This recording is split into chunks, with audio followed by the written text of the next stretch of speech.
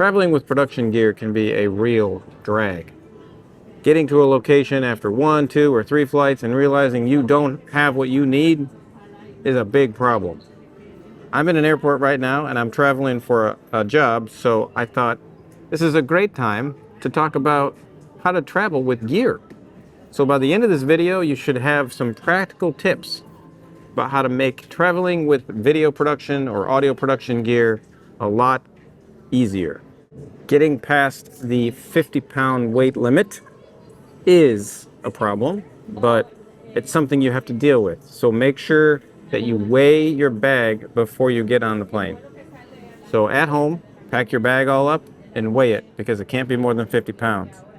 And Pelican Air is really good because it's the lightest case weight and you can fit the most amount of stuff in it. Now, sometimes you can travel with 75 pounds if you manage to get a media credential and you get with an airline that recognizes it. I haven't tried that yet. I just keep everything to 50 and make sure that I'm good to go. Another problem can be restrictions with carry-ons. So what I recommend and what I do is I bring a small Nanook case. I bring a Nanook 915 with me on every job, and it qualifies as a personal item. At least I've never had anyone say it doesn't. It fits perfectly under an airline seat, and it allows me to bring extra bits and bobs and things with me that maybe I don't want to put in the checked bag. Airlines also want you to keep your spare batteries in your carry-on, so make sure that you don't put a bunch of spare batteries in the check bag. That's not allowed, and it's recommended to keep them in your carry-on. Also, one of the things that I do is I make sure that I pack really light on the personal side. I'm a simple person. I don't need to bring a lot of clothes. So I just minimize my clothes to 1/2 of my carry-on suitcase. And then the other half of my carry-on suitcase, I can also bring additional bits and bobs, small pieces of gear. Another thing I like to do is I like to put bags inside of bags. So stuff like this, these are CRD bags, and I carry lots of these with me when I travel. I label them, of course, for my own organization, but bags inside of bags really helps you to organize your stuff and be able to move it between cases quickly in case you get into a situation where you have to rebalance some weight or move some things around.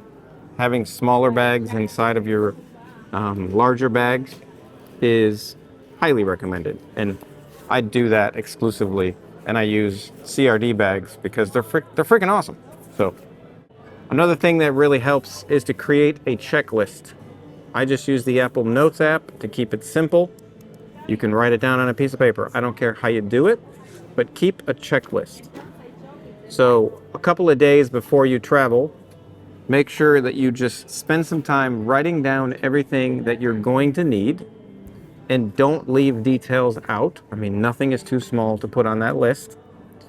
And then start thinking about how that impacts your travel early, okay? Get that list going early. I know for me, because I don't exclusively work out of travel configurations, I have larger cases and I have things that I work with when I go local to my market that I don't bring with me, because when I travel, I bring very specific things that are needed for that job, because you have to pack light. So for me, creating a list is extremely important, especially if you have an early flight and you're like, hey, I'm just going to get up in the morning and finish packing. Well, I don't recommend that because you get tired. Just be clear-headed when you do it. Make a list, lay your cases out, have a scale nearby, and pack them before the day of for your travel. It'll help you stress out less. On that note, you just have to be really specific about what you bring and don't bring to make your life easier, to have less weight. So do you really need all those battery chargers? Or can you just charge up all the batteries and be good to go? Now I know might seem a little dangerous, but like for me, for example, I have batteries for my main audio kit, and I know that one battery can last me all day and a second battery can last me another day. My shoot's 1 day long, so I just bring 2 fully charged batteries and I don't bring the charger. It saves space and weight. So you can do things like that, especially with batteries. Just bring them charged, do your calculations for how long you're going to be there, and then just go with it, okay? Now I know that as a freelancer, traveling can be stressful. Traveling can be a little bit exhausting. And if you do a lot of it, I feel you, because there have been seasons where I've done a lot of travel. A couple of times I've been on the road, 2 or 3 weeks in a row with a couple trips. Go on the road for a trip, come home for a day, go on the road for another trip, come home for a day. This is where all of these tips are really going to shine. Create a system that you can follow for yourself when you travel. Create a system for checklists. Create a system for these bags. Create a system for how you do this. It has to work for you, okay? Doesn't have to work for anyone else but you.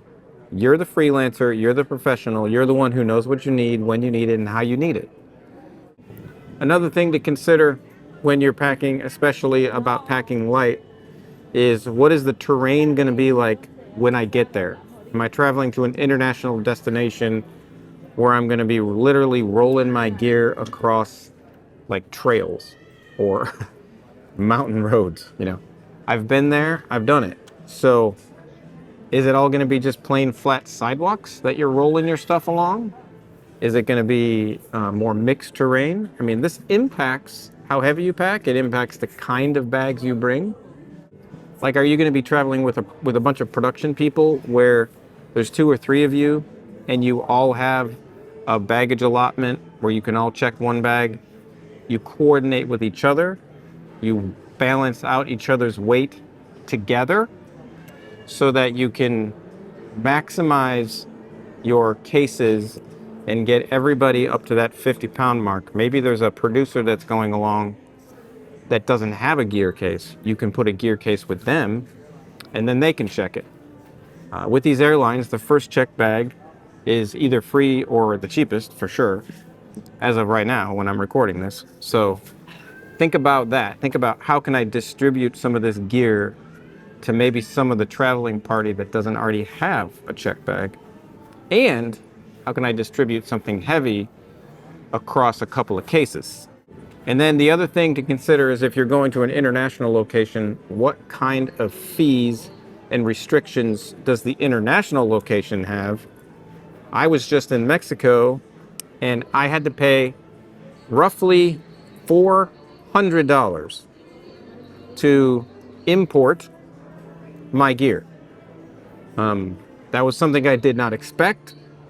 I should have done my research a little better. But I got to Customs and Immigration and they looked in my gear and they said, you can't bring this in without paying some taxes.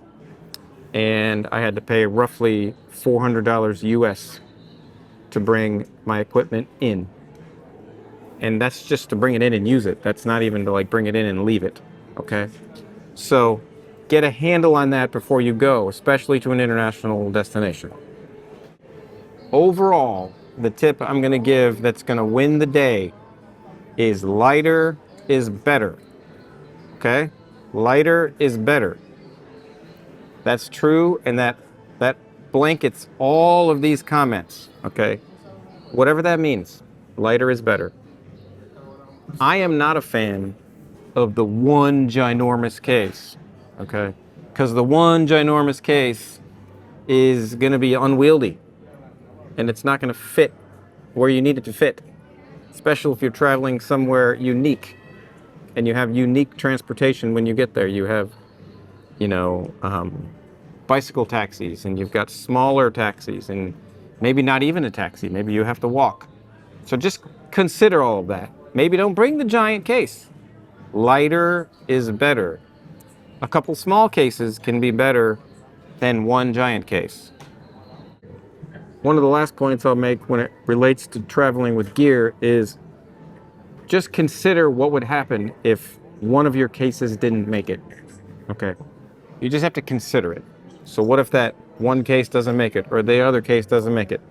You have to play through the scenarios about what you would do in the instance of something not making it. Okay. And that doesn't have to be it doesn't have to be more complicated than that. If you have a bunch of important stuff in a singular case, you just have to recognize that maybe it won't make it on time. And maybe you're going to have to come up with an alternate plan in the interim. Okay. So think about that. What is in my cases, and what would I do if case A, B, or C didn't make it to the destination as planned? Very rarely will it go completely missing, but it might be late. Okay? So think that through and have a plan for the contingency of when maybe one of your cases doesn't make it. Traveling with gear is definitely not fun sometimes, and I hope you've picked up some practical tips and tricks on how to make it a little smoother for your next production. So we will catch you in the next one.